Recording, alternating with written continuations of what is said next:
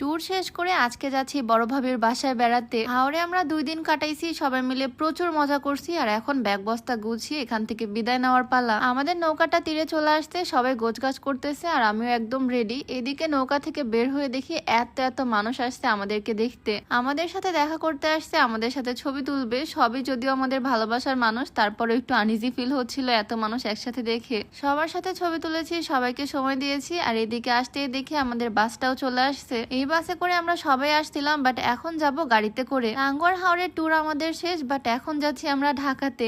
এখনই সবার থেকে আলাদা হয়ে যাচ্ছি, তাই ওই সবার কাছ থেকে বিদায় নিচ্ছে। সবাইকে টাটা বাই বাই আল্লাহ হাফেজ দিয়ে দিলাম। এদিকে তো ওরা দুজনে একটু বেশি ওভার অ্যাক্টিং শুরু করে দিছে, মানে ওরা সবসময় এরকম মজাই করতে থাকে। আমরা সবাই তো বাসে করে একসাথে আসছিলাম, একদম নাচতে নাচতে পিকনিক করতে মজা করতে করতে। এখন সবাই বাড়িতে চলে যাচ্ছে, বাট আমরা এখন বাড়িতে যাব না, আমাদের ঘুরে বেড়ানো এখনো বাকি। আমরা এখন যাচ্ছি ফাহিম ভাইয়া মুস্কান ভাবিদের বাড়িতে। আসলে ঢাকায় কিছু কাজ আছে, তাই এখান থেকে ঢাকা গিয়ে 2 দিন স্টে করব, তারপরে ঢাকা থেকে বাড়িতে যাব আমরা। তো বিসমিল্লাহ বলে গাড়িতে উঠে পড়লাম। গাড়িতে করে ঢাকা যেতেও আমাদের প্রায় 6-7 ঘন্টার মতো সময় লেগে যাবে এখান থেকে। সন্ধ্যার পরই রওনা দিছি, আর মনে হচ্ছে এখান থেকে ঢাকা যেতে যেতে আমাদের একদম মাঝরাত হয়ে যাবে। এখন তো আমি সবাইকে অনেক বেশি মিস করতেছি। সবাই না জানি বাসে কতই মজা করতেছে, তবে আমরাও সবাই মিলে গাড়িতে একসাথে গল্প করতে করতে যাচ্ছি, গান শুনতে শুনতে গল্প করতে করতে রাস্তা পার হয়ে যাচ্ছে। প্রায় রাত 12টার দিকে আমরা এসে পৌঁছাইছি ব্রাহ্মণবাড়িয়াতে। এখানে কিছু খাওয়া দাওয়া করে নিব। ব্রাহ্মণবাড়িয়া জেলাটা যদিও আমার ঘুরে দেখা হয়নি, তবে এখান থেকে যদি কেউ আমার ভিডিও দেখো অবশ্যই কমেন্টে জানিও।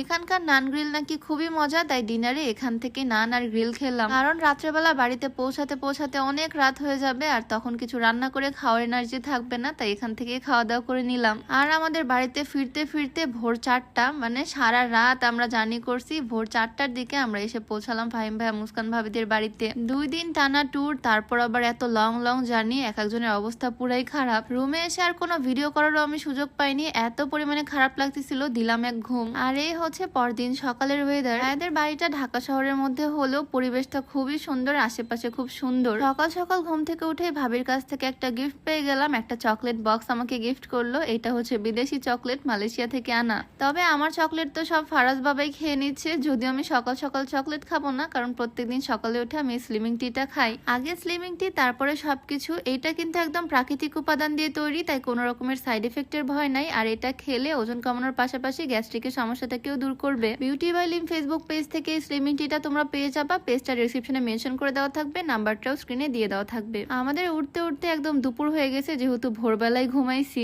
সকালের নাস্তাটা দুপুরেই করলাম, রুটি আর আলু ভাজি। আর দুপুরে রান্না বান্নাও কিন্তু এদিকে অলরেডি কমপ্লিট। ভাবি এখানে করছে চিংড়ি মাছ, আমার খুবই ফেভারিট। এখানে আছে লাউ দিয়ে মুরগির মাংস রান্না করা, আর এখানে